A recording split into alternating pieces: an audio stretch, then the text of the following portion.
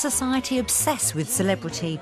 We all want to know about their personal lives, and endless reality shows suggest we all want to be famous ourselves. Welcome to the fantastic plastic world. But what's it really like working within a celebrity inner circle? Are you ever totally indispensable or just a glorified slave? But far away from red carpets and awards ceremonies, celebrities are becoming increasingly reliant on a new and much less visible member of their inner circle. As our obsession with celebrity verges on the unhealthy, LA's major players have been forced to take action. Look at us, but do not touch. I have pretty much everybody in the country in my database. You may hide a year or two, but you can't hide forever. Paranoia has reached epidemic proportions as celebrities sit in their palatial homes fretting about stalkers, kidnapping, and worse. The huge gates, the security are all designed to keep people out. So who are they turning to for help? Who has the power to make their problems disappear? We provide an essential and vital service. The problem is not everybody can afford us. Private investigators are becoming more of an extended part of the celebrity's entourage. We're protecting them from stalkers. We're telling them where and when they can go someplace that's safe. It's a security issue, and that's what we provide for them. Almost every celebrity in Hollywood has some PI on his payroll. And it's becoming more and more accepted in the business that we are there. Corey and Dale are part of the Nick Harris Detective Agency, one that's been associated with celebrity for almost a century. When a new celebrity comes to town and they start becoming very popular, you end up with stalkers. And we are the ones who are sometimes called upon to help solve that. And hundreds of ordinary people are queuing up to learn spycraft. Okay, today's topic is surveillance. We're going to be talking about the three types. Fact is, there's a lot of money to be made in the business, and if you're good and you're determined and you work hard, you can make a lot of money. Now, we do have to remember the California privacy laws, and we have to operate within those parameters, but we can actually go out and leave tape recorders in places when it's essential for information. I'm a lazy surveillance agent, because I'll go ahead and set a camera up in the back of my vehicle, looking at my subject's home, and then I lock the car up, turn the camera on, and I'm gone for a couple hours, right? I'm down to the donut shop. We have some high-profile clients, and so they're going to pay us $10,000, $20,000, because that's what it takes to get the information that they need. And the Hollywood elite have more and more reason to look for help. In 1998, Steven Spielberg was terrorized by a stalker who turned up at his Hollywood home equipped with a homemade rape kit.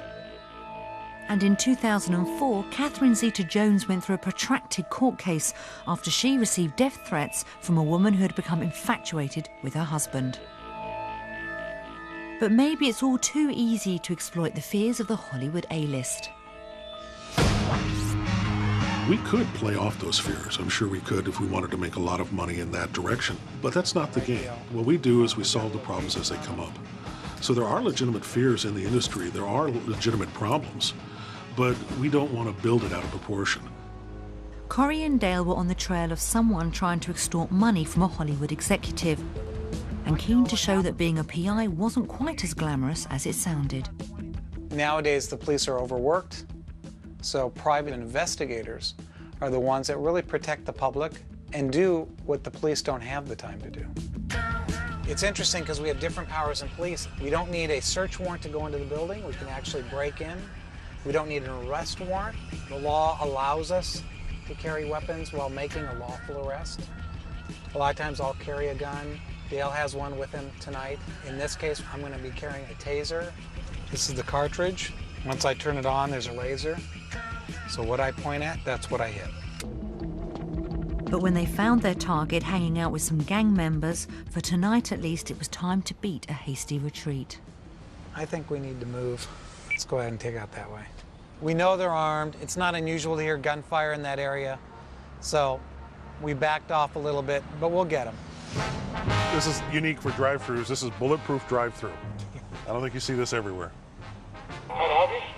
Yeah, I sure can. A chicken quesadilla, a half-pound beef and potato burrito, the cheesy Fiesta potatoes with no sour cream, Let me have a Sprite, one more quesadilla, and a bean burrito, right? Oh, and one small bean burrito. But what happens when the wrong people end up helping celebs? In 2003, Anthony Pellicano, a private investigator to the stars, was arrested and imprisoned for illegally possessing firearms and explosives.